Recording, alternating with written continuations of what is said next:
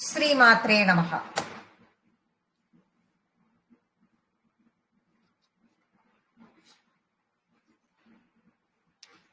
ஜன்ம மிருத்யு ஜராதாப்த ஜன விஸ்ராந்திதாயினி சர்வோபனிஷதுத்குஷ்டா சாந்த்யதீத கலாத்மிகா கம்பீர ககனாந்தஸ்தா கர்விதா கானலோலுபா கல்பனாரகிதா காஷ்டா காந்தா காந்தார்த்தவிரகா காரியகாரண நிர்முக்தா காமகேலிதரங்கிதா கனத்கனகதாடங்கா லீலா விக்கிரகதாரிணி அஜாக்ஷய விநிர்முக்தா முக்தா க்ஷிப்ரப்ரசாதினி அந்தர்முக சமாராத்யா பகிர்முக சுதுர்லபா த்ரயீ த்ரிவர்க நிலயா த்ரிஸ்தா திரிபுரமாலினி நிராமய நிராலம்பா ஸ்வாத்மா ராமா சுதா ஸ்ருதிஹி சம்சார பங்க நிர்மக்ன சமுத்தரண பண்டித யஞ்ஞ பிரியா யஞ்ஞ கர்த்ரி யஜமான ஸ்வரூபிணி தர்மாதார தனாத்யக்ஷா தனதான்ய விவர்தினி விப்ரப்ரியா விப்ரரூபா விஸ்வப்ரமணகாரிணி விஸ்வக்ராசா வித்ருமாபா வைஷ்ணவி விஷ்ணுரூபிணி அயோனிர்யோனி நிலயா கூட்டஸ்தா குலரூபிணி ஜன்ம மிருத்யு ஜராதப்த ஜன விஸ்ராந்தி தாயினி. ஸ்லோகம் எடுக்கும் போதே நம்ம சொன்னோம், இது ஃபுல்லா சேர்த்து ஒரே லைனா தான் நம்ம சொல்லணும், ஒரே வார்த்தை அது அப்படின்னு. ஜன்ம அப்படின்னா என்ன? ஜனனம், பிறப்பு.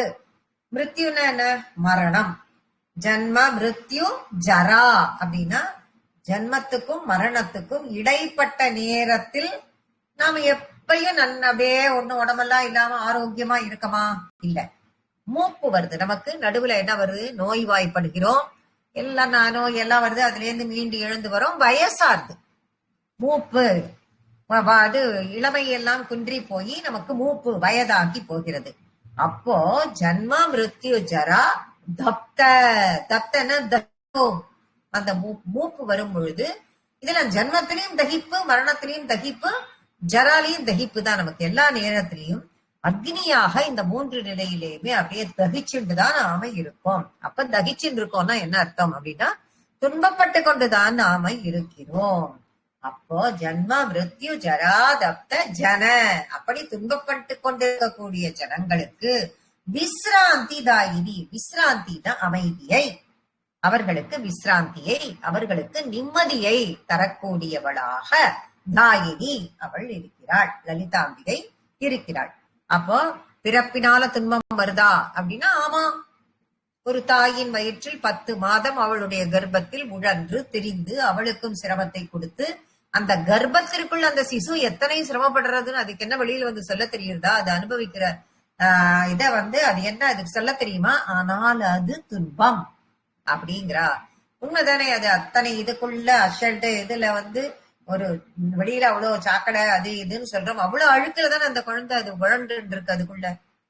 அதுல அது எத்தனை வழியை காண்கிறது, எத்தனை இது படுறது, என்னென்ன அவஸ்தைப்படுறது, இருட்டாவே இருக்கு, வெளிச்சோங்கிறதே தெரியாது இருக்கு, இப்படி எல்லாம் இருந்து தானே வருது. அதை துன்பமாக பாவிக்கிறார்கள். அப்போ பிறப்பினால் வரக்கும், அப்புறம் பிறக்கும் பொழுது அது படும் அவஸ்தை, இதெல்லாம் இருக்கு, இதெல்லாம் துன்பம். சரி, மூப்பினால் வயதான காரணத்தினால் உண்டாகக்கூடிய, வயோதிகத்தினால் ஏற்படக்கூடிய ஒரு துன்பம். வயோதிகம் அப்படிங்கிறப்போ நம்மளுடைய இயல்புல நம்மளால இருக்க முடியுதா? நம்ம நினைச்சதை நம்மளால செய்ய முடியுதா? நம்மளால செய்ய முடியறது அப்படின்னா கூட சுதந்திரமா எழுந்து போய் செய்ய முடியுதா? அது எல்லாமே மனதால் உனக்கு ஏற்படக்கூடிய துன்பம். உடம்பு அதுக்கு ஈடு கொடுக்கலன்னா உடம்பாலையும் ஏற்படக்கூடிய துன்பம், வயோதிகத்தினாலும் உனக்கு துன்பமே. அப்புறம் மரணம், மரணத்தால் நேரக்கூடிய துன்பம். முதல்ல மரணம்னா அதை நினைச்சு பயந்தே செத்து போயிடுவான் பாதி, மரணத்தை நினைத்து. ஆனா அது வராது இருக்குமா? கட்டாயம் வரும், அதுவும் ஒரு துன்பமே. அப்ப இந்த 3 துன்பங்களில் இருந்தும் நம்மை தீர்த்து வைத்து இதுல இருந்து வெளியில கொண்டு வந்து நமக்கு நிம்மதியை தர விசிராந்தி, நிம்மதியை தரக்கூடியவளாக அம்பாள் இருக்கிறாள். அப்போ வயோதிகம், பிறப்பு இறப்பு சுழற்சி, இதுல எல்லாம் மூழ்கி கிடக்கக்கூடிய மக்களை அந்த சுழற்சியை அவதான் ஏற்படுத்துறா. இவதானே பண்றா இத்தனையும், என்னத்துக்கு அப்படின்னு நாம நினைக்கிறோம். ஆனா நம்மளுடைய பூர்வ ஜென்மத்து நம்ம சேர்த்து வச்சுட்டு இருக்கிற கர்மாக்களை எல்லாம் கழிக்கணும் இல்லையோ, அதுக்காக இந்த பிறப்பு இறப்பு சுழற்சியை தடக்கூடியவளும் அவளே, இதிலிருந்து நமக்கு விடுதலை கொடுக்கக்கூடியவளும் அவளேங்கிறதான் இந்த ஒரு லைன். ஜன்ம மிருத்யு ஜராதப்த ஜன விஸ்ராந்தி தாயினி அப்படிங்கிறது சொல்றது. அம்பாளினுடைய அமுதத்தை எப்படி அப்ப அவள் கொடுக்குறான்னா என்னத்தை கொடுப்பா?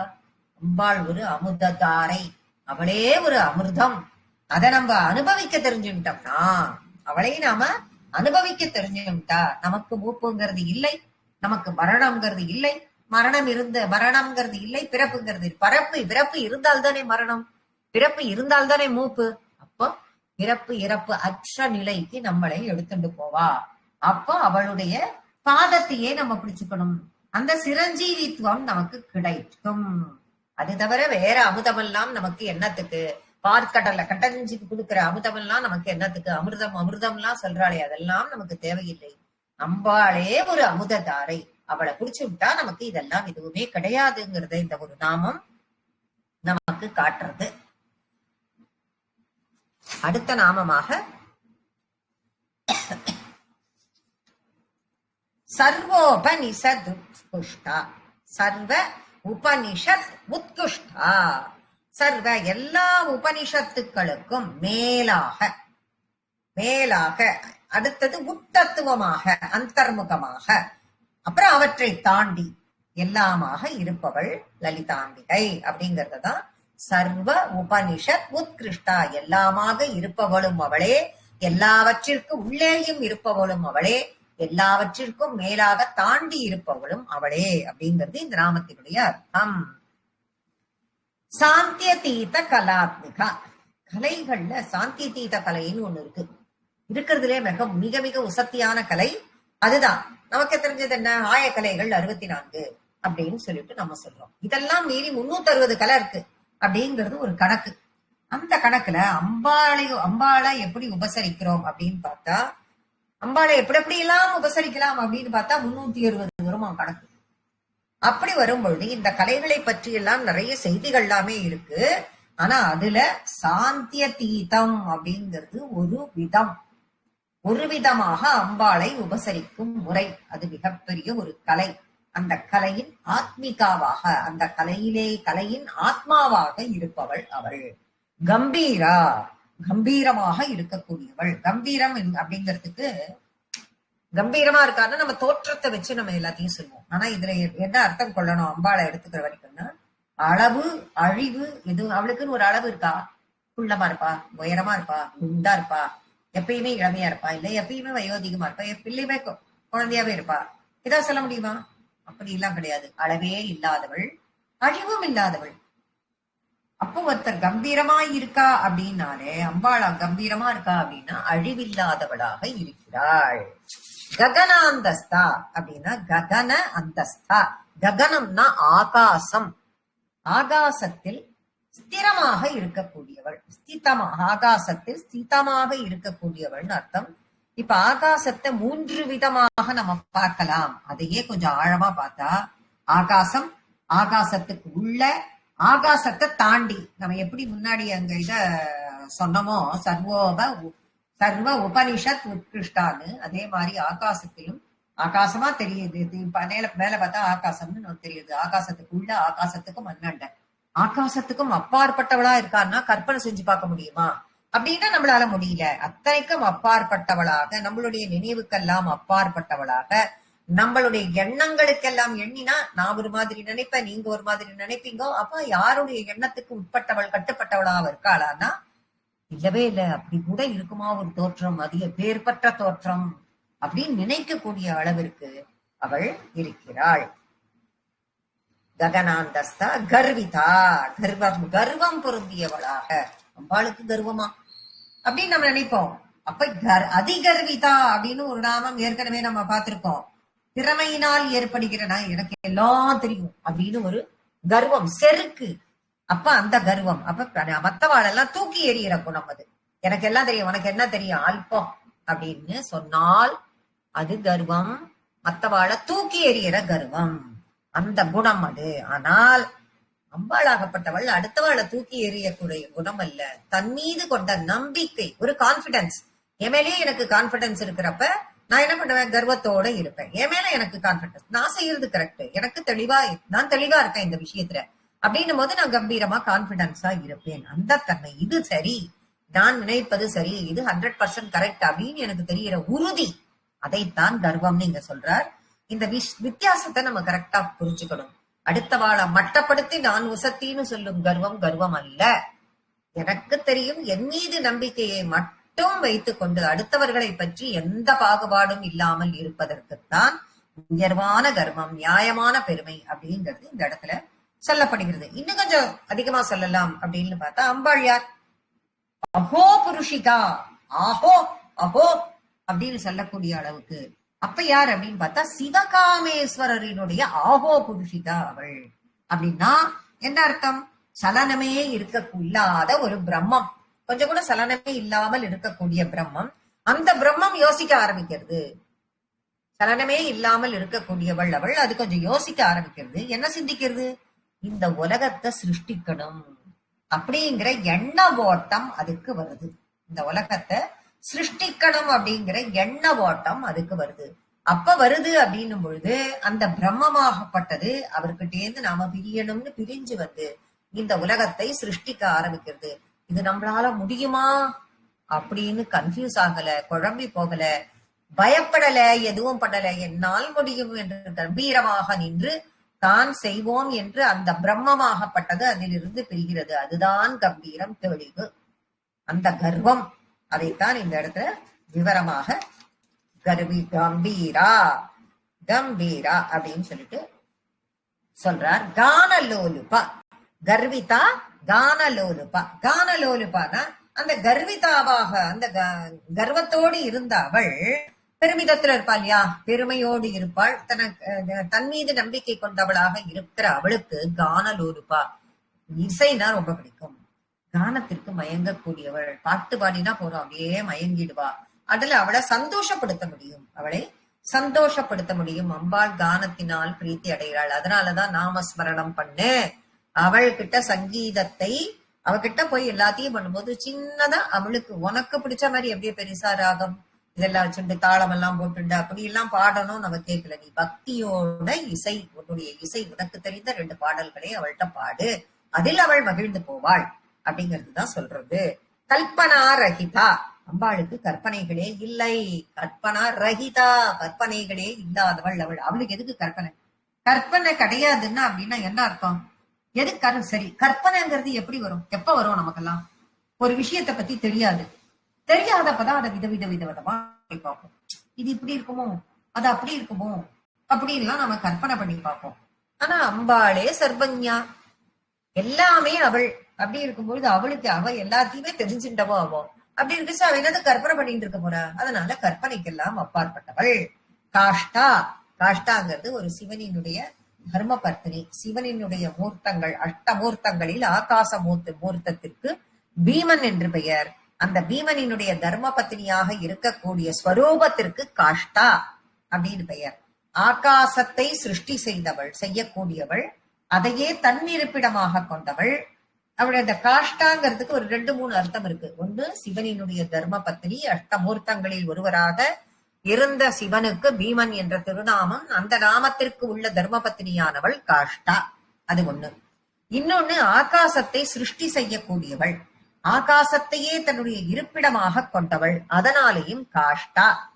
வேதாந்த ரூபமாக இருப்பவள், அதனாலேயும் காஷ்டா அப்படின்னு சொல்லிட்டு. இப்ப கல்பனா ரஹிதா அப்படின்னு பார்த்தோம்ல, கற்பனைக்கு அப்பாற்பட்டவள். கற்பனை, அவளுக்கு என்ன கற்பனை அப்படின்னு, அந்த கற்பனா ரஹிதாங்கிறதையும் இதே மாதிரி இன்னொரு அர்த்தமும் அதுக்கும் கொண்டு வரலாம்.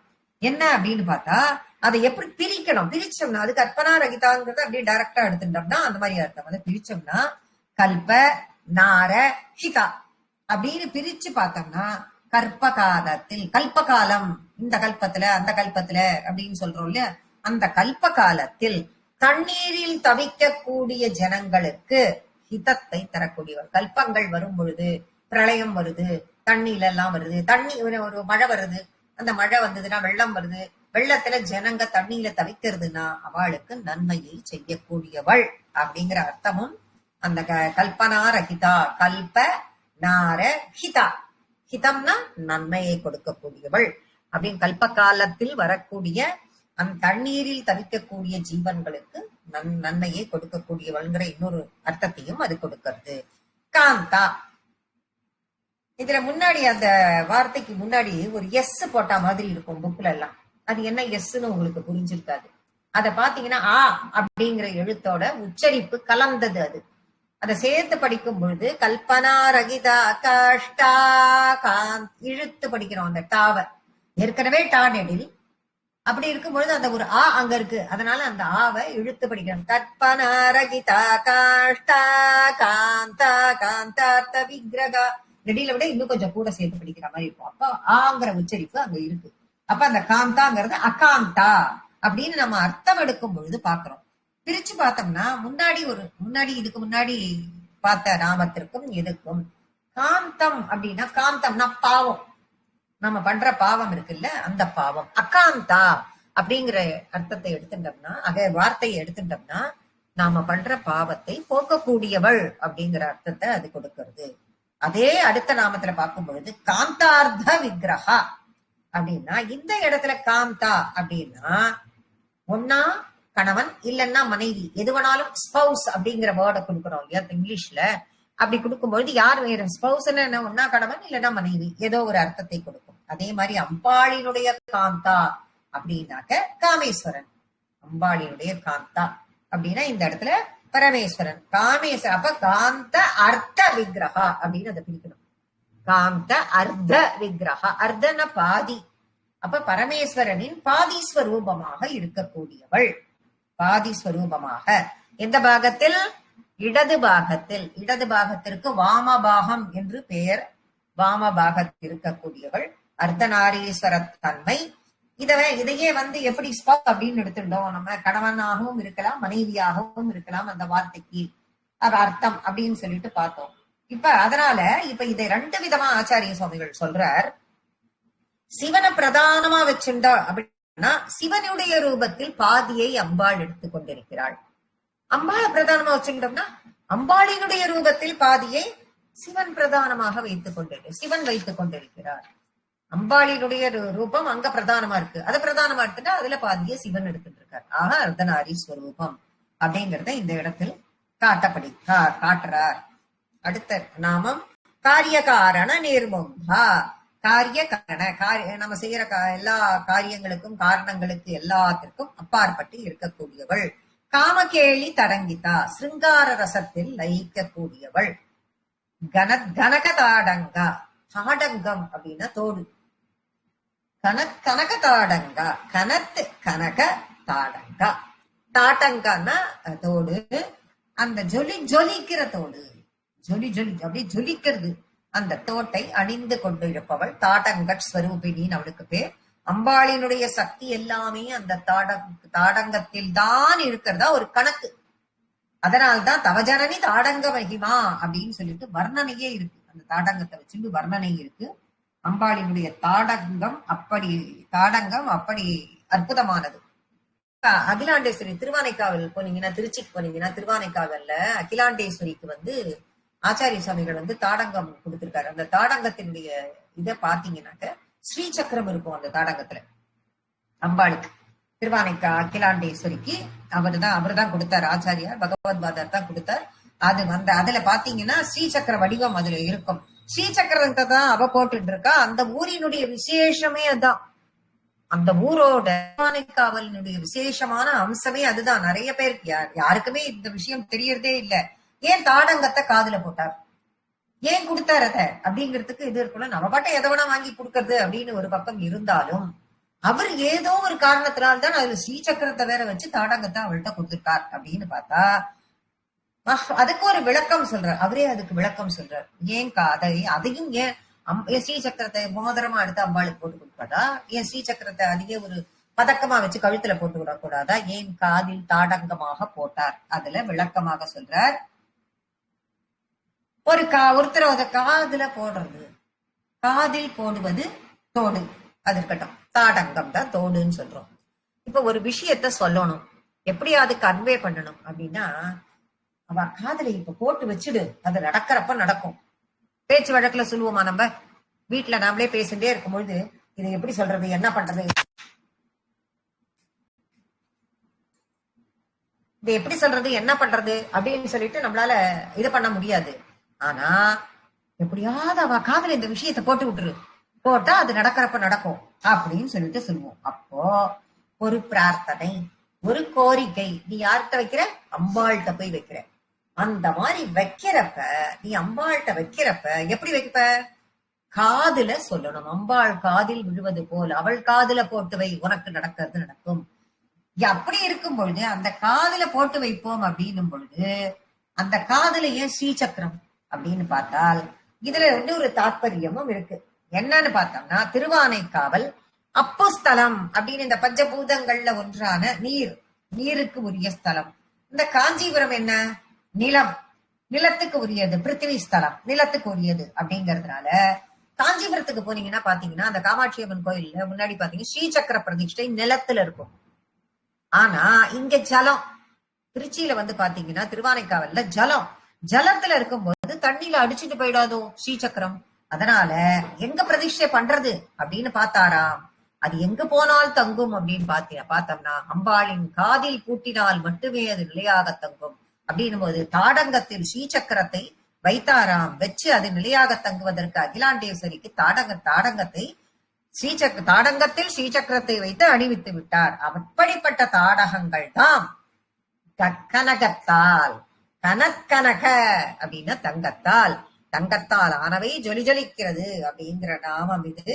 அப்ப நம்மளுடைய பிரார்த்தனைகளை எல்லாம், நம்மளுடைய கோரிக்கைகளை எல்லாம் அவளுடைய காதில் படட்டும் என்று நாம போடும் பொழுது ஸ்ரீ சக்கரத்தில் உள்ள பிந்துஸ்தானமும் அதில் அடங்கி இருக்கக்கூடிய காரணத்தினால் அது நிச்சயமாக அவள் காதுக்கு கேட்கும். நமக்கு எது தேவையோ, என்ன நன்மைகள் தேவையோ அதை எல்லாம் அவள் செய்து கொடுப்பாள் அப்படிங்கறத விளக்குறது தான் கனக தாடங்கா லீலா விக்கிரக தாரிணி. லீலை அப்படின்னா விளையாட்டு, அவளுடைய விளையாட்டு. அவளுடைய விக்கிரகத்தை பார்த்தாலே எப்பயும் விளையாட்டாவே இருக்கும், லீலா பண்ணிட்டு இருக்கவளாகவே இருப்பாள். எல்லாவற்றையும் விளையாட்டாகவே செய்யக்கூடியவள். அப்ப விளையாட்டாக இருக்கக்கூடிய ஸ்வரூபமும் அவளே. அஜா அப்படின்னா ஜன்மம் இல்லாதவள், பிறப்பு இல்லாதவள் அப்படின்னு அர்த்தம். க்ஷயவினீர் முக்தா, க்ஷயம் என்றால் பிறப்பு, குறைபாடு, இறப்பையும் கடந்தவள். பிறப்பும் இல்லை இறப்பும் இல்லை. அஜான்னு இன்னொரு இடத்துல அஞ்ஞானம்னு அர்த்தமும் இருக்கு. ஆனா இங்க பிறப்பில்லாதவள்ன்ற பொருள்ல வருது. இடத்துக்கு ஒரு வார்த்தைக்கு பல பொருட்கள் இருக்கும், அந்தந்த இடத்துக்கு தகுந்த மாதிரி நாம அர்த்தம் எடுத்துக்கணும் அப்படின்னு சொல்லப்படுகிறது. அஜாக்ஷய வினேர் முக்தா, முக்தானா முக்தி ஸ்வரூபிணியாக, முக்தியை கொடுப்பவளாக, சிறப்பான அழகுள்ளவளாக இருக்கிறாள் அப்படின்னு சொல்லப்படுகிறது. க்ஷிப்ர பிரசாதினி, க்ஷிப்ர பிரசாத் ரொம்ப சீக்கிரமா டக்குன்னு கேட்ட உடனே பிரசாதத்தை, நீ என்ன வேணுமோ உனக்கு அதை கொடுக்கக்கூடியவள். அந்தர்முக சமாராத்யா, அந்தர்முகமாக, அந்தரியாக, நமக்கு உள்ளுக்குள்ளேயே இருப்பவளாக அவள் இருக்கிறாள். உள்ளேயே வச்சுண்டு ஆராதிக்கப்படக்கூடியவள்.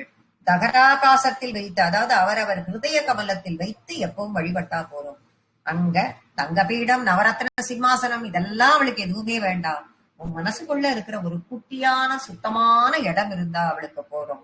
அந்த இடத்துல அவ ஜம்முன்னு தங்க சிம்மாசனம், வைர கிரீடம் இதற்கெல்லாம் அப்பாற்பட்டவளாக அவள் அந்த இடத்தில் அமர்வாள். பகிர்முக சுதுர்லபா. சரி, அந்தர்முக சமாராத்யா, பகிர்முக சுதுர அப்படியே ஆப்போசிட்டா வருது. இது பகிர்முகம்னா வெளியில் வைத்துக் கொண்டு ஆராதனை செய்பவள், வெளி விக்கிரகமாக. அப்படி இருக்கிற வெளியில வச்சுன்னு பண்ணலாமா, பண்ணலாம். ஆனா அந்தர்முகமாக வைத்துக் கொண்டு பண்ணும் பொழுது நமக்கு விரைவாக கிடைக்கக்கூடியவள். வெளியில பண்ணும் பொழுது கொஞ்சம் துர்லபம் கிடைக்கிறதுங்கிறது சுதுர்லபம். கொஞ்சம் அவ்வளவு சீக்கிரம் கிடைப்பாளான்னா கிடைக்க மாட்டா. உள்ளுக்குள்ளேயே இருப்பவள், சீக்கிரமா வசப்படக்கூடியவள். இவ அப்படி இவளால் வசப்பட மாட்டாள். ஆராதிப்பதற்காகவே மட்டுமே இருக்க வேண்டும். அந்தர்முகமாக ஆராதனை செய்தல் அவ்வளவு நல்லது. பகிர்முகத்தில் வைத்துக் கொண்டு அதை கொஞ்சம் கொஞ்சமா உள்ள கொண்டு வரதுக்கு நம்ம கத்துக்கணும். திரயி, 3 வேதங்களின் வடிவாக. என்னடா இது வேதங்கள் 4 சொல்லிட்டு இருக்கா, இது என்ன 3 வேதங்களின் வடிவாக நீங்க அர்த்தம் வருது அப்படின்னா, ஆதி காலத்தில் வேதங்கள் 3 அப்படிங்கிறது தான் கணக்கு. ரிக் யஜுர் சாம அவ்வளவுதான். அதற்கு பிறகுதான் அதர்வண வேதத்தை சேர்த்தா. அப்புறம் வியாசர் 4 வேதங்களை தொகுத்து வைத்தார் அப்படின்னு சொன்னால் கூட திரையீ வேதம் அப்படிங்கிறது தான் ஆரம்ப நிலை. இந்த 3 வேதங்களில் இருக்கக்கூடிய விஷயங்கள் மீண்டும் அதர்வன வேதத்திலும் இடம் பெற்றனங்கிறதுனால அது 4வது வேதமாக எடுத்துக்கொள்ளப்பட்டது. அப்போ முப்புரை 3 குணங்கள் 3 தன்மைகள் அப்படின்னு 3 அப்படின்னு இருக்கிறது எல்லாமே அம்பாளினுடைய பெருமையை குறிக்கக்கூடியது. திரிவர்க்க நிலையா, அதுதான் அடுத்த நாமமாகவே திரிவர்க்க நிலையா. 3 வர்க்கங்கள், அக்ஷர வர்க்கம் அப்படின்னு 3 உண்டு. அக்ஷரத்தில் குண வர்க்கங்கள் 3. திரிபுரம் அப்படின்னா அதுவும் 3 பிரிவுகள் உடைய நிலையில் உரைபவள். இப்படி எல்லாம் வர்க்கமாக அது ஒரு வர்க்கத்தில் இந்த வர்க்கம் அந்த வர்க்கம்னு அதை பிரிச்சு வச்சிருக்கு அப்படின்னு சொல்லப்படுகிறது. திரிஸ்கா 3 ஸ்திதிகளில் இருக்கக்கூடியவள். இதை சாதாரணமாக எப்படி சொல்றது அப்படின்னா, ஸ்திதி அப்படின்னா முக்காலத்திலும் இருப்பவள் அப்படின்னு சொல்லலாம். கடந்த காலம், நிகழ்காலம், வரக்கூடிய பவிஷ்ய காலம் எல்லாத்திலையும் வசப்பட்டு இருக்கக்கூடியவள். எப்படி நீ இருக்க, உன்னை உள்ளுக்குள்ள வச்சு அவளை எந்த அளவுக்கு நீ ஆராதனை பண்றியோ அப்ப உன் வசப்படுபவள். திரிபுரமாலினி முப்புறத்திற்கு இடையில் பிந்துஸ்தானத்தில் திரிபுரங்களை தனது மாலையாக, திரிபுர மாலினி மாலையாக அணிந்து கொண்டிருப்பவள். மேரு நிலையா அப்படின்னு சொல்றதுக்கு மாதிரி அவள் இருக்கிற அந்த ஸ்ரீசக்கரத்தில் ஸ்ரீநகரத்தில் இருக்கும் பொழுது 3 புறங்கள் முப்புறங்கள் சூழ அவள் இருக்கிறாள். அதனுடைய பிந்துஸ்தானம் அப்படிங்கிறதுல என்ன அப்படின்னா சிவசக்தி ஐக்கிய நிலை, ஐக்கிய ஸ்வரூபம். அந்த ஸ்வரூபத்தில் அவள் இருக்கும் பொழுது சிவசக்தி ஐக்கிய ஸ்வரூபத்தில் இருக்கக்கூடிய பிந்துஸ்தானத்தில் மேருவில் ஸ்ரீசக்கர மத்தியில் இருக்கும் பொழுது அவளை சூழ்ந்து இருக்கக்கூடியது எல்லாம் அவளுக்கு கோர்த்து கட்டிய மாலைகள். திரிபுரமாலினி அப்படிங்கிற மாலையாக தரித்தவள் அப்படிங்கிற நாமம் ரொம்ப அற்புதமாக இந்த இடத்தில் பொருந்துகிறது. நிராமயா எந்த வகை சஞ்சலனமும் இல்லாதவள். நிராலம்பா, நிராலம்பான ஆலம்பம் இல்லாத, பிடிப்பில்லாத. ஏன் பிடிப்பே இல்லை அப்படின்னு பார்த்தா, நமக்கு அவள் பிடிப்பா இருக்கா. அவளுக்கு யார் பிடிப்பு வேணும்? அவளுக்கு யாரு அவ பிடிச்சுக்கணும் இல்ல, நாம தான் அவளை பிடிச்சுக்கணும். அததான் பிடிச்சுக்கணும். ஆலம்பம், தொடக்கம், முடிவு இதெல்லாம் ஏதாவது இருக்கான்னு அவளுக்கு ஒண்ணுமே கிடையாது. அப்படி இருக்கிறவளுக்கு என்னத்துக்கு பிடிப்பு? நமக்குத்தான் பிடிப்பு வேணும். நாம பிடிச்சுக்கிறவளா அவ இருக்காளே தவிர அவளுக்கு பிடிப்புங்கிறது எதுவும் கிடையாது. ஸ்வாத்மா ராமா, தன்னுடைய ஆத்மா ராமா, தன்னுடைய ஆத்மாவையே தன்னுடைய நிலையாக கொண்டவள். அதுக்குள்ளேயே தன்னுடைய ஆத்மாவுக்குள்ளேயே லயிப்பவள், அதற்குள்ளேயே ஆனந்திப்பவள், அதற்குள்ளேயே பிரீத்தி அடைபவள்.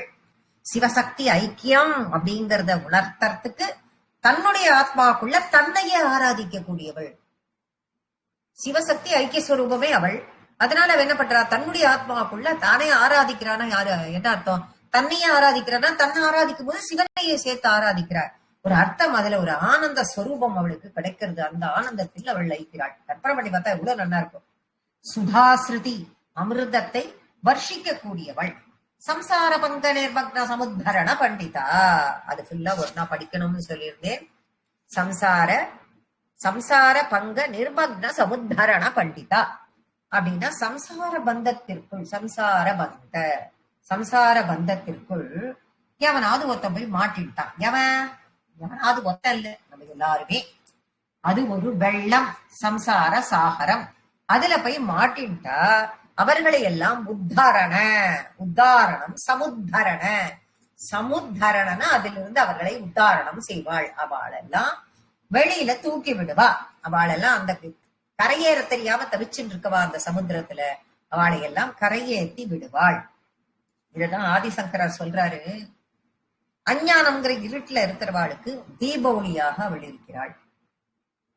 அவளே அந்த அம்பிகையே சம்சார சாகரத்துல, சம்சாரம்ங்கிற அந்த கடல்ல விழுந்து, பவசாகரம்னு சொல்றோம், அதுல விழுந்து விட்டவாளை தூக்கி விடுறா அப்படிங்கிறா. எப்படி தூக்குறாளா? முரரிபு வராகசிய பவதி. பட்டத்திரி சொல்றாரு அந்த மாதிரி. முரரிபு அப்படின்னா முராரியாக மகாவிஷ்ணு வராக அவதாரம் எடுத்து பூமியை தன்னுடைய கோரப்பற்கள் முகத்தால தூக்கின்னு வந்தாரோ இல்லையோ, அப்படி கோரப்பல்லால பூமியை கெந்தி எடுத்து எப்படி தூக்கின்னு வந்தாரோ அதே மாதிரி கடல்ல இருந்தானே தூக்கின்னு வந்தார். அதே மாதிரி இந்த சம்சார கடல்ல விழுந்தவா எல்லாரையும் அவ கைப்பிடிச்சு தூக்கிவிடக்கூடியவள் அம்பிகை. அவர்களை உத்தாரணம் செய்வதில் பண்டிதையாகவே இருக்கிறாள். சம்சார உத்தரண பண்டிதையாக அவள் இருக்கிறாளாம் அம்பாள். பண்டிதை அப்படின்னா நிபுணத்துவம் கொண்டவள் அப்படிங்கிற அர்த்தத்தை கொடுக்கும். சம்சார பங்க நிர்மக்ன சமுத்தரண பண்டிதா. சம்சாரம் என்னும் கடலில் விழுந்தவர்களை உத்தாரணம் பண்ணுவதில் பண்டிதையாக இருக்கக்கூடியவள். யஞ பிரியா, யஞங்களில் பிரீத்தி அடைந்தவள். அதே யாகத்தை நடத்திவிக்க கூடியவள். அந்த யாகங்களுக்கு யஜமான ஸ்வரூபிணி, எஜமானியாக அவளே இருக்கிறாள். யாகமாகவும் அவளே இருக்கிறாள், எஜமான ஸ்வரூபிணியாகவும் அவளே இருக்கிறாள். ஒவ்வொருவர் உள்ளத்திலேயும் நீ செய்கிற ஒரு காரியமும் யாகமே. நீ இந்த லலிதா சகஸ்ரநாமத்தை படிக்கிறாய், ஆரம்பத்திலேருந்து எடுத்துட்டு சங்கல்பம் எடுத்து நல்லபடியா ஆரம்பிச்சிருக்கோம், இதை கம்ப்ளீட் பண்ணணும், நல்லபடியா இதை முடிவுக்கு கொண்டு வரணுங்கிறதே ஒரு யஞம் தான். இப்ப எல்லாரும் யஞத்துலதான் நம்ம இருக்கோம். இந்த யாகத்தில் நாம சொல்ற நாமங்களில் எல்லாம் பிரீத்தி அடைய கூடியவள். அடுத்த நாமம் என்ன வருது? யஞ கர்த்ரி. அப்ப யாகங்கள்ல அவ என்னவா இருக்கிறா அப்படின்னா, யாகத்திலேயே தான் வந்தா அவ லலிதாம்பிகை. அதில் தானே நம்ம சிதக்னி குண்ட சம்போதா தேவகாரிய சமுதிதா அப்படிதானே பாக்குறோம். அப்ப அதில் தான் வந்தவள் அம்பிகா. அந்த யஜமானனின் பத்னியாக இருக்கிறாள். யஞ கர்த்ரி, யஞ கர்த்தாவின் பத்னி, யஞத்தை செய்பவர்களின் பத்னியாக. அப்ப இவளே பத்னினா இவள் அப்ப யஞத்தின் கர்த்தா யார்? பரமசிவன். அப்போ பரமசிவன் என்பது ஐதீகம். அதாவது எல்லா யாகங்களுக்கும் எத்தனை யாகம் என்ன செஞ்சாலும் என்ன கொடுத்தாலும் பரமசிவனுக்கு ஆகுதி கொடுக்கும் பொழுதுதான் அது நிறைவடையும். எல்லாமே பரம்பொருளையே சென்று அடையும். ஆகவே அவள் அந்த எஜமானனினுடைய பத்னியாக, யஞ கர்த்திரியாக அவள் இருக்கிறாள். தர்மாதாரா, தர்மத்துக்கெல்லாம் ஆதாரமாக இருக்கக்கூடியவள். தனாத்தியக்ஷா தனதான்ய விவர்தினி. அம்பாளினுடைய அக்ஷம் தன அத்தியக்ஷா அப்படின்னா, அக்ஷம்னா கண்ணு, கண் பார்வை, செல்வத்தை தரக்கூடியது. அவ ஒரு கடைக்கண் பார்வையை பார்த்தானாலே போதும், செல்வத்தை தரக்கூடியது. தன தானிய விவர்தினி, தனத்தை மட்டுமா கொடுக்கிறது, தானியங்களையும் கொடுக்கக்கூடியது. அப்படின்னா தன தானியம் ரெண்டும் இருந்தாலே போதும், நிறைவான செல்வம், நமக்கு நிறைவான செல்வத்தை தரக்கூடியவள். விப்ரபிரியா, விப்ரபிரியா அப்படின்னு சொல்லும் பொழுது, விப்ர நிலைமை அப்படிங்கிறது பரபிரம்மம் அப்படிங்கிற ஒண்ணு இருக்கு அப்படின்னு உணர்ற தன்மை.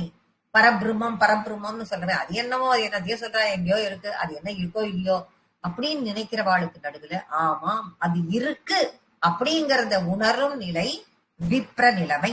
இந்த தன்மையை அடைஞ்சவாளுக்கு, இது மாதிரி இருக்கு அப்படின்னு உணர்ந்தவாளுக்கு அம்பாள் எப்பயுமே சந்தோஷத்தை கொடுக்கிறா. அவர்களுக்கு உகந்தவளாக அவள் இருக்கிறாள். அதனால்தான் விப்ரப்பிரியா, அவளுக்கு பிரியமானவளா அவ இருக்கா. இத சாதாரணமா பொருள் எடுத்துட்டோம்னா, இந்த பிறவியில இருக்கக்கூடிய இந்த ஜீவராசிகள்லாம் என்னென்ன பண்ணாலும் அம்பாள் பிரீத்தி அடைகிறாள் அப்படின்னு எடுத்துக்கலாம். தன்னோட குழந்தைகள் இந்த உலகத்துல இருக்கிறவா எல்லாரும் அவ எப்படி கூப்பிட்டாலும், நாம எப்படி ஆராதிச்சாலும், எப்படி நம்மளை கூப்பிட்டாலும் சந்தோஷம் அடைவாள் அவள் அப்படிங்கறத சொல்லக்கூடியது. அதுல சந்தோஷம் அடைவாள், அது அவர்களுக்கு பிரியமானவளாக இருப்பாள்ங்கிறத குறிக்கிறது விப்ரப்பிரியா. விப்ர ரூபா, அப்படி விப்ரப்பிரியாவாக சந்தோஷம் அடைபவளாக இருக்கக்கூடியவள், ஜீவர்களை கண்டு சந்தோஷம் அடைகிற அந்த லலிதாம்பிகை விப்ர ரூபாவாக இருக்கிறாள். அதாவது அந்த ஜீவன்களின் வடிவமாகவே அவள் இருக்கிறாள். கல்வியின் ரூபமாகவும் அறிவின் ரூபமாகவும் இருக்கா. சராசரியா விப்ரர்கள் ஜீவனின் வடிவமாக இருப்பவளே. விஸ்வ பிரமணகாரிணி அப்படின்னா என்ன? அடுத்த நாம பார்த்தோம்னா அந்த நாமத்திற்கும் அவளே உரியவள். இப்ப இந்த விஸ்வ பிரமணகாரிணி, விஸ்வம்னா உலகம், பிரமணகாரிணி இந்த விஸ்வம் சுழல்வதற்கு காரணமாக இருப்பவள். இந்த விஸ்வ சுழற்சி, பிறப்பு இறப்புங்கிறதே ஒரு சுழற்சி, இது மனிதனுக்கு ஏற்படக்கூடியது. மற்றொரு சுழற்சி விஸ்வனுக்கு இருக்காங்க. அப்ப சுழற்சின்னா இந்த கோள்கள் எல்லாம் இருக்குல்ல, கண்ணுக்கு தெரியும் சூரிய மண்டலம், கோள்கள், இதெல்லாம் தாண்டி இந்த விண்வெளியில பார்த்தோம்னாக்க நிறைய கணக்கற்ற மண்டலங்கள், நமக்கு தெரியாத கோள்கள், எண்ணற்ற கோள்கள், இது எல்லாமே சுழன்றுதான் இருக்கு. பூமி சுத்துறது, இது இப்ப போறது, இங்க வருது, இப்படிலாம் நம்ம சொல்றோம் இல்லையா? இந்த சுழற்சிக்கெல்லாம் அவளே காரணம். இப்ப நாகரிகம் மாறி போச்சு, அப்பத்திய நாகரிகம் அது அப்படின்லாம் சொல்றோமா இல்லையா? எல்லாமே மாறிடுத்து. இப்ப இப்படின்லாம் நம்ம பேசுறோமே, இந்த மாறுதல்கள்லாம் யார் காரணம்? அதற்கும் அவளே காரணம். 30 வருஷம் வாழ்ந்தவாளும் இல்ல, 30 வருஷம் தாழ்ந்தவாளும் இல்ல எல்லாம் பேசுறோமோ இல்லையோ, 30 வருஷத்துக்கு முன்னாடி வந்தது இந்த பாலும் பழமும் கட்டம், இப்ப திரும்பி வந்திருக்கு பாரு அப்படின்னு சொல்றமா இல்லையா? அதுதான் எதையுமே, இது எல்லாத்தையுமே சுழற்சி. முன்னின்று இதையெல்லாம் நடத்துறது அவள்தான். இந்த யுகங்கள்லாம் மாறி மாறி சந்திக்கும் பொழுது அவளுடைய முக அழகுல மட்டும் இதெல்லாம் மாறுறது. ஆனா அவகிட்ட ஏதாவது மாறுதல் இருக்கான்னா அது இருக்காது. அவ முக அழகுல எந்த மாற்றமும் இருக்காது. அவளுக்கு முதுமை வராது. அவள் இளமை முதுமை எல்லாவற்றிற்கும் அப்பாற்பட்டவள் அப்படின்னு சொல்லிட்டு அததான் விஸ்வ பிராமண காரிணி அப்படின்னு சொல்லிட்டு சொல்லப்படுகிறது. விஸ்வகிராசா அப்படின்னா விஸ்வத்தை அப்படியே பிடிச்சிட்டு இருக்கு. அப்படின்னா என்ன அர்த்தம்? முன்னாடி காளி, மகா காளி, மகாகிராசா, மகாசனா அப்படின்லாம் முன்னாடி நாமங்கள்லாம் வந்தது நமக்கு. அதெல்லாம் உறுதியா பிடிச்சுக்கிறது. இந்த விஸ்வத்தையே அவள் பிடிச்சுட்டு இருக்கா அப்படின்னா அவ சொன்னா இந்த விஸ்வமும் கேட்கும். அவ சொல் பேச்சை இந்த உலகம் கேட்கும். மகாகிராசா என்பதை இந்த ராவத்தோடு கொஞ்சம் தொடர்பு படுத்தி மகாகிராசா விஸ்வகிராசாவோட மகாகிராசாவை கனெக்ட் பண்ணி பார்த்தோம்னா மொத்தமா ஒரு பிடிக்குள்ள எல்லாத்தையும் அடக்கி வச்சுட்டு இருக்கா அப்படின்னு ஒரு பொருள், அதுக்கு ஒரு மீனிங் நமக்கு கிடைக்கும். மகாசனா அப்படிங்கறத இதோ கனெக்ட் பண்ணி பார்த்தோம்னா ஒரு கவளமா அப்படியே உருண்டையா உருட்டி அந்த உலகத்தை புடிச்சு வச்சுட்டு அப்படியே உருண்டை பிடிச்சு சாதம் சாப்பிடுற மாதிரி கையில அந்த அளவுக்கு அவளால அதை தனக்குள் அடக்கிக்க முடியும்னு அர்த்தம் கொடுக்கிறது. அப்போ விஸ்வத்தை, இந்த உலகத்தை படைக்க கூடியவளும் அவளே. நாம விரும்புற நேரத்துல தனக்குள்ளா அவளை ஒடுக்கிக்கவும் அவளால முடியும். அதனால அம்பாளினுடைய வயிற்றில் 7 உலகமும் அடங்கி இருக்கிறது அப்படின்னு ஆச்சாரிய சுவாமிகள் இதையேதான் சொல்வார். வித்ருமாபா, வித்ருமம் அப்படின்னா பவழம், வித்ருமம்னா பவழம், வித்ருமலதா அப்படின்னா பவழக்கொடி அப்படின்னு அர்த்தம். அப்ப வித்ருமாபா அப்படின்னா பவழம் எப்படி ஒளி பளபளன்னு இருக்கோ அந்த மாதிரி ஒளிர்பவள். அப்ப விஸ்வத்தையே இப்ப 7 லோகத்தையும் தனக்குள்ள அடக்கிட்டு இருக்கான்னு சொன்னோம். அடக்கிக்க கூடியவள். இப்ப விஸ்வகிராசான்னா ரொம்ப பெரியவள், பவழமோ இத்தினோண்டு சின்னது. அந்த சிறிய குட்டியா இருக்கிறாத அந்த சின்ன ஸ்வரூபமாகவும் இருக்கக்கூடியவள். அப்போ ஒரே சமயத்தில் மகிமாவாகவும் அணிமாவாகவும், மகிமா அணிமா இதெல்லாம் அஷ்ட சித்திகள்ல ஒண்ணு. திடீர்னு பெருசா ஆக்கிக்க முடியும், திடீர்னு சிறுசா ஆக்கிக்க முடியும், திடீர்னு அகலமாக்கிக்க முடியும், திடீர்னு குள்ளமாக்கிக்க முடியும். 8 விதமான சித்திகள் இருக்கிறதுல 2 சித்தி இது. இத மாதிரி இருக்கக்கூடியதையும் அவளால் பண்ண முடியும். வித்ருவம் என்றால் ஞான விருட்சம், அம்பாளை ஞான மரமாகவும் இருக்கிறாள். வைஷ்ணவி, விஷ்ணுவின் ஆற்றலாக, விஷ்ணு ரூபமாக, விஷ்ணு ரூபிணியாக அவள் இருக்கிறாள். அயோனிர் யோனி நிலையா. இப்ப இந்த நாமத்தை 2 ஆக்கலாம். அயோனிர் யோனி.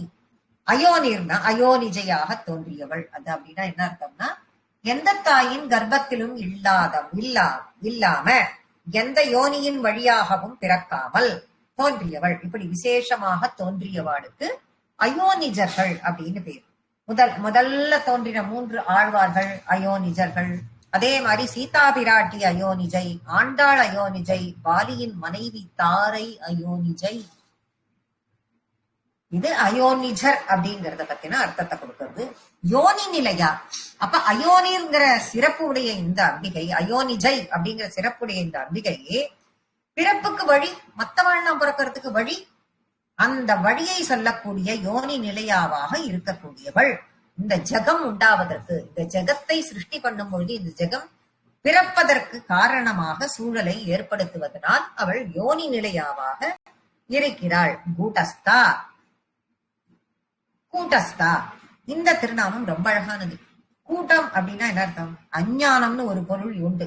அம்பாளை போய் அஞ்ஞானம் இருட்டு அப்படின்லாம் சொல்லலாமா அப்படின்னா, அஞ்ஞானத்தை எல்லா உயிர்களுக்கும் தந்து மாயைய உயிர்களுக்கு தராளாம். மாயை இதெல்லாம் மாயை அப்படின்னு தந்து அஞ்ஞான ஸ்வரூபமாக தர. முதல்ல அஞ்ஞானத்தை எல்லாம் தன் மாயையாலதான் இந்த உலகமே வருது. அப்போ இதையெல்லாம் தரக்கூடியவளாகவும் அவள் இருக்கிறாள். இது எங்க தெரியறது அப்படின்னா, யாதேவி சர்வபூதேஷு பிராந்தி ரூபேண சம்ஸ்திதா அப்படின்னா மயக்கத்துல இந்த உலகம் இருக்கு. இந்த மாயைங்கிற அஞ்ஞானம்ங்கிற மாயைங்கிற மயக்கத்துல இந்த உலகம் இருக்கு. ஆனால் இத்தனையையும் கொடுத்து இதுதான் மாயை, இதுதான் அஞ்ஞானம்ங்கிறத புரிய வச்சு பிற்பாடி அந்த இதுல இருந்து நம்மள எல்லாம் அதுல இருந்து நகர்த்தி இருட்டிலிருந்து வெளிச்சத்திற்கு, அஞ்ஞானத்திலிருந்து ஞானத்திற்கு கொண்டு வரக்கூடியவளும் அவளே. குலரூப குலரூபிணி. குலம் என்றால் வம்சம், எல்லாருக்கும் தெரிஞ்சது. வம்சம் என்று பொருள். மூலாதாரம், குண்டலினி அப்படின்லாம் சொல்றோம். எங்க இருக்கோ அதற்கும் குலம் என்று பெயர். இப்ப குலரூபமாக, குலரூபிணியாக, வம்சத்தில் நிலை கொண்டிருப்பவளாக, மூலாதாரத்தில் குண்டலினி சக்தி வடிவமாக நிலை கொண்டு இருக்கக்கூடியவள் குலரூபிணி. இப்ப கௌலாச்சார மார்க்கத்தின்படி யாரெல்லாம் வழிபடுறாளோ, நிறைய மார்க்கங்கள் இருக்கு அம்பாளை வழிபடுறதுக்கு. இதன்படி வழிபடுபவர்களுக்கு, கௌலாச்சார முறைப்படி வழிபடுபவர்களின் குலரூபிணியாக இருக்கக்கூடியவள் அப்படின்னு சொல்லிட்டு இந்த திருநாமம் சொல்றது. இதுவரைக்கும் நாம இப்ப பார்த்திருக்கோம். இதோட இன்னைக்கு கிளாஸ்ல முடிச்சுக்கிறோம். அடுத்த கிளாஸ்ல நம்ம எல்லாரும் சந்திக்கலாம். தீபாவளியை எல்லாரும் ரொம்ப சேஃபா கொண்டாடுங்கோ, நன்னா கொண்டாடுங்கோ, எல்லாரும் சந்தோஷமா கொண்டாடுங்கோ. அதுக்கப்புறமா நாம பார்க்கலாம். ஹாப்பி தீபாவளி எல்லாருக்கும். ஸ்ரீ